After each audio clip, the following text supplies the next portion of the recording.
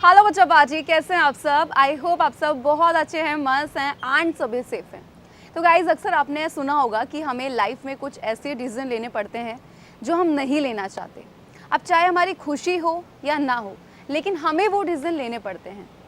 Reason कुछ भी हो सकता है, हमारी फैमिली का हो सकता है, क्योंकि फैमिली से बड़ा तो कोई, हम कह सकते हैं, कोई है ही नहीं। हमारे खुद के लिए हो सकता है। एंड ऐसा ही कुछ हुआ था हमारे एक सर के साथ, जिनको कुछ समय के लिए आपसे और हमसे दूर जाना पड़ा था। तो चलिए जानते हैं उन्हीं सर की जुबानी कि ऐसा क्या कारण रहा था कि उनको हमसे दूर जाना पड़ा। और वो थे अमित सर। तो चलिए जानते हैं उन्हीं की जुबानी कि आखिर ऐसा क्या रीज़न रहा था कि उनको आपसे दूरी बनानी पड़ी थी। Hello Amit sir. Hello ma'am. Hello बच्चा लोग। कैसे हैं सर आप? मैं बढ़िया, बिल्कुल। आप बताइए। इतने दिनों के बाद मिलके आपसे बहुत खुशी हुई। मुझे भी मैम, सच में बहुत खुशी हो रही है। बच्चे बहुत याद करते थे आपको।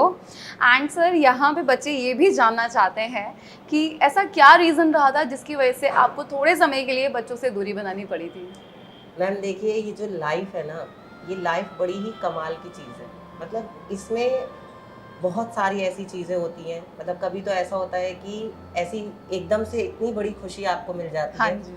जो कभी आपने सोची भी नहीं होती। और कभी ऐसा भी होता है, एक फेज़ ऐसा भी आता है कि जब आपको चारों तरफ से सारी की सारी मुसीबतें घेर लेती हैं, सारी की होता है सारी सर, प्रॉब्लम्स एग्री। एक साथ आ जाती हैं। तो उस टाइम पर आपको ये समझ में नहीं आता कि आपको क्या करना चाहिए और क्या नहीं करना चाहिए। मुझे भी नहीं समझ में आया था।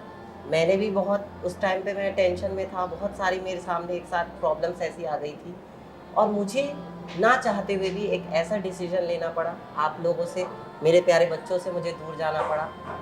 हालांकि मेरा मन नहीं था, अभी भी मेरा दिल नहीं मान रहा था। मेरी लाइफ में उस टाइम पर इतनी सारी प्रॉब्लम्स थी और जो मेन प्रॉब्लम थी मेरी उस टाइम पे, हुआ ये था कि एक दिन मेरी मम्मी की तबीयत बहुत ज़्यादा ख़राब चल रही थी पहले से ही। वो चल तो पहले से रही थी, लेकिन एक दिन ऐसा हुआ कि मतलब घर पे कोई भी नहीं था। इवन पापा भी नहीं थे और मतलब वो अकेली थी और वो बेहोश हो गई थी, चक्कर खा के गिर गई थी। और उनके बहुत देर बाद मतलब मेरी उनकी फ्रेंड आई थी।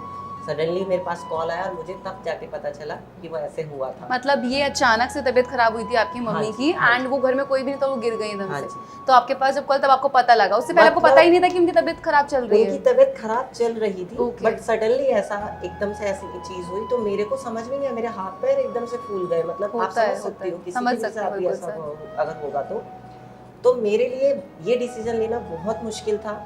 और जस्ट फॉर माई मदर, मतलब मेरी माँ के लिए मुझे ये ध्यान रखना उनका, उनके लिए सारी चीज़ों के लिए करना, उनका पूरा ट्रीटमेंट कराना, उनका घर में ध्यान रखना, इसलिए मुझे ये डिसीजन लेना पड़ा। सर, मैं ये मानती हूँ अक्सर ऐसा होता है, हम लोग घर से दूर रहते हैं, आप भी दूर रहते हैं, मैं भी दूर रहती हूँ।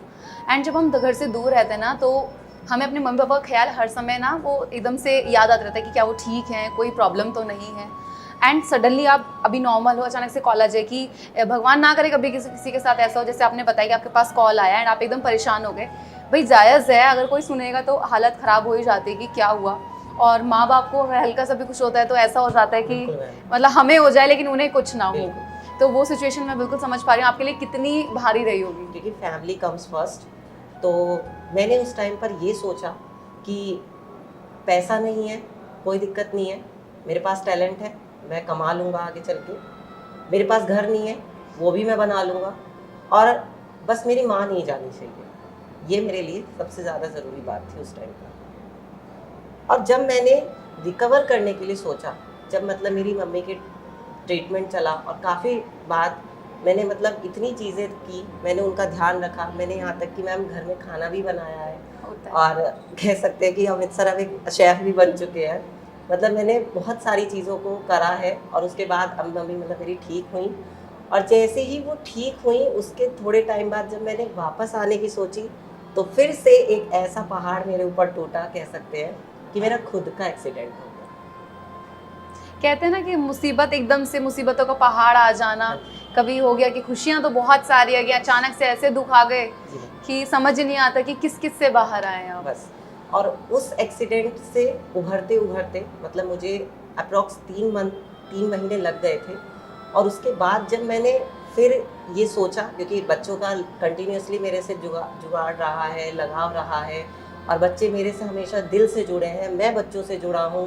तो मेरे को अंदर से ये होता था कि बस अब मैं जाके बच्चों को पढ़ाने लगूँ, बस अब मैं जाके बच्चों को पढ़ाने लगूँ, कल से मैं जाके बच्चों को पढ़ाने लगूँ।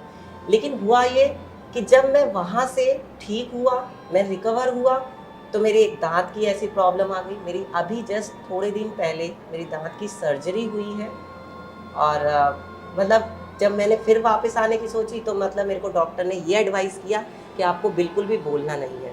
और आप मैम खुद ही समझ सकती हैं कि मैं बिना बोले बच्चों से कैसे मैं कर बिल्कुल नहीं सकती हो हूँ, सकता क्योंकि सर, हमारा काम भी ऐसा है, बोलना पड़ेगा बोलना ही हमें। है।